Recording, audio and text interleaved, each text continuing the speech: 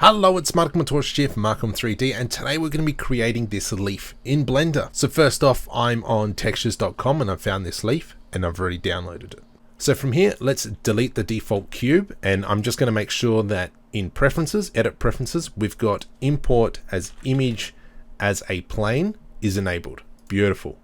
So we go file, import, images as a plane.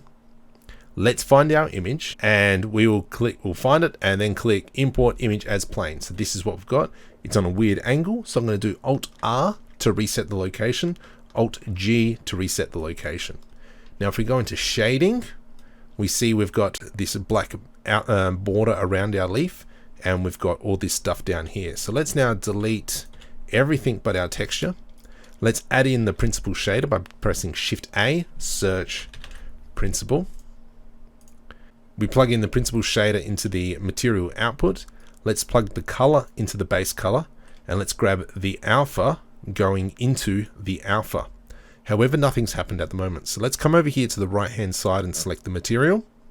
Scroll down till we get to blend mode and change this to alpha clip. And there we have it, our leaf. Now if we want to give it a little bit of extra geometry, I'm going to press tab to go into edit mode. Control R to add in an edge loop, and mouse wheel up. Control R on this side and mouse wheel a few times, probably a bit too many.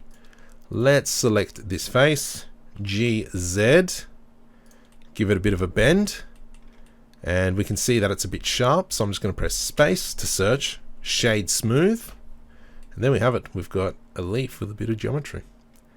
Delightful. Please make sure you like and subscribe to the channel. It really helps me out and keeps you up to date with my content.